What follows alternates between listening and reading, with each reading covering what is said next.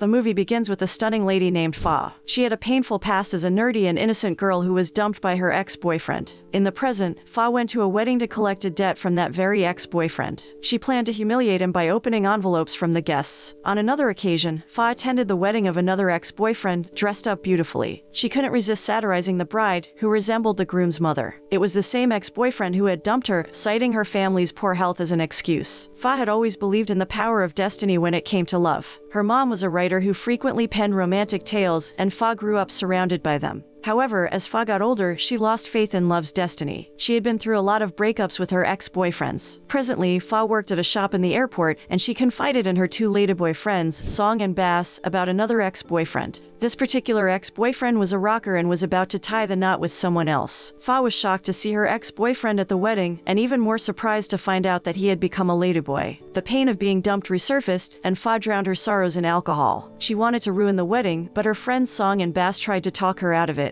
Meanwhile, Tae, a handsome pilot and Fa's other best friend, received a call from Bass, urgently requesting him to come to the wedding venue. Fa had been drinking heavily and was at risk of causing trouble. When Tae arrived, he found that Fa had taken the stage to congratulate her ex-boyfriend, drawing attention from the other guests. Her friends warned her that she was in the wrong party room, but Fa was too caught up in the moment to listen. Tae arrived at the wedding venue to pick up Fa, but things took a turn for the worse when he accidentally dropped the souvenirs he had brought for Fa's mother. Song and Bass told Tae that Fa had left without saying goodbye to them, leaving him worried and confused. At the same time, a handsome man named Zen arrived at the wedding venue. His younger brother, Pope, found a bag containing Tae's souvenirs outside a room. Pope didn't know who the bag belonged to, and Fa saw it and immediately recognized the items that her mother loved so much. She forcefully grabbed the bag and ran away. As Fa drove home, she got pulled over by traffic police and found herself in trouble for driving under the influence. Luckily, Zen happened to be passing by and decided to help her out. After they left the police station, Zen revealed that they had crossed paths multiple times before during Fa's past breakups. However, Fa didn't believe in fate or destiny anymore and assumed Zen was just making up stories to impress her. Zen, on the other hand, started to believe in fate because of their chance encounters. As Fa arrived home, she noticed Tae standing there, looking anxious. He had been unable to reach her on her cell phone all night, and he was worried sick. Fa casually explained that her phone had run out of battery, but Tae's attention towards her always made his girlfriend upset and jealous. Eventually, Tae's girlfriend had had enough and decided to end their relationship. Some time later, Fa and her friends were gathered together, discussing their upcoming vacation plans. Fa had always dreamed of seeing the Taj Mahal in India, while her friend Peng suggested a trip to Korea. However, Bass and Song had other ideas and strongly urged them all to go to Japan instead.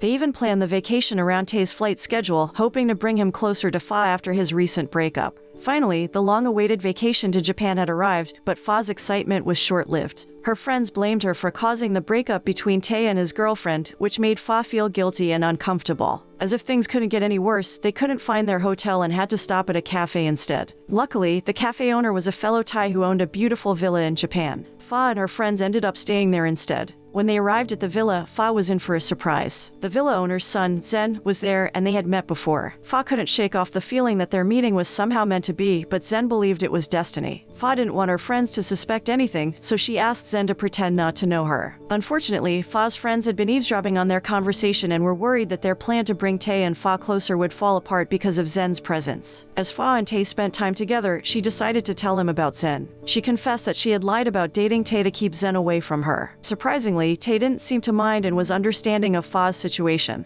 Meanwhile, at the villa, Zen's mother's employees were seeking help from a shaman to pass their college exams. The shaman gave them an unusual solution: to sleep with Bass and Song so that their wishes could come true. The four young men were shocked and couldn't believe what they had to do. At the villa, Peng intentionally flirted with Zen to make Fa jealous, but Fa didn't seem to mind. In fact, she planned to make Zen dislike her during their evening drinks together. At dinner, Fa pretended to be drunk and hoped to create a negative impression of herself to Zen and his mother. But her plan was ruined by Pope, who got drunk and caused a scene, prompting Zen to take his brother away. Later, Fa tried to act crazy in front of everyone, but Zen's mother found her antics amusing, which left Fa feeling disappointed that her plan failed. Once upon a time, Fa and her friends went on an adventure to a famous tourist spot in Japan. They were all thrilled to be on vacation and made sure to capture every moment with their cameras. However, while Fa was having a great time, her little brother Mek seemed to be getting closer and closer to one of Fa's friends, Pao. As Fa was exploring a temple, she ran into a mysterious guy named Zen. Fa couldn't shake the feeling that Zen was following her, but she also felt a strange connection to him. To test whether their meeting was meant to be, Fa made a bet with Zen. She challenged him to meet her by chance 7 more times, and if he could do it, she would admit that they were destined to be together. After Fa met with Tae, she confided in him about her bet with Zen. Tae seemed worried that Fa and Zen might really be meant for each other. Back at the villa, Fa didn't want to tell Peng where she was going the next day because she thought Peng might be spying for Zen.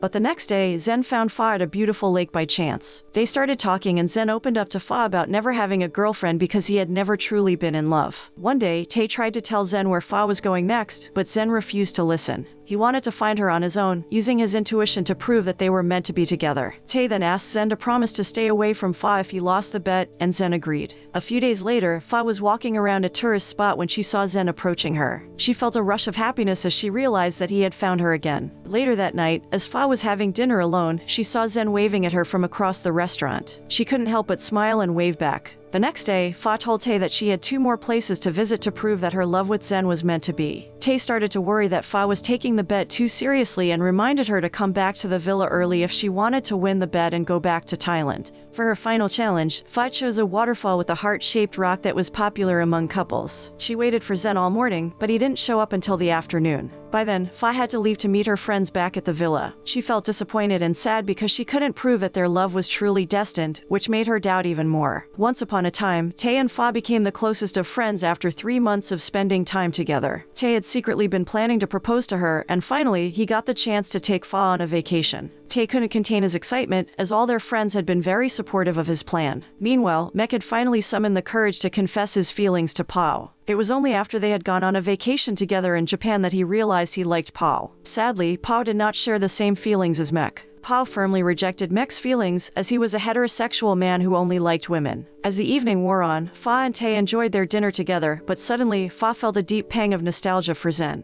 The restaurant reminded her of the time she had spent there with him. Just then, Mek called Fa, intoxicated and heartbroken because Pao had rejected his love. Without hesitation, Fa rushed to accompany Mek at a bar, even though they were supposed to leave for a vacation with her friends the next day. The following day, Fa and Mek were still feeling the effects of their night of drinking. They hurriedly set out to catch up with Fa's friends who had already left for the Rayong area. However, they were so worried about the car's destination that drove them that they ended up arriving at the wrong place in Ranong, causing her friends to panic. Tae, who was worried about Fa's safety, decided to follow her to the area. As fate would have it, Fa ran into Zen when she arrived in Ranong. Her face lit up with joy as she immediately met with him. Zen was delivering his cafe employee to meet Bass, whom Fa thanked for helping them pass their college exams. Bass had refused their request to cheat and had instead encouraged them to study diligently. Afterward, Fa and Zen visited a beach with a heart-shaped rock, reminding her of the time when she had mistakenly gone to the wrong location in Japan and missed meeting Zen at a waterfall. They enjoyed the picturesque scenery and Zen drove her back to her hotel. But, as he dropped her off, Zen hurriedly left to conceal a nosebleed. As Fa headed to her room, Tae suddenly appeared and told her he was in Rayong, waiting to propose to her. She apologized, explaining the events that had transpired with Mek and Zen, and begged Tae to give her a chance to prove her destiny with Zen.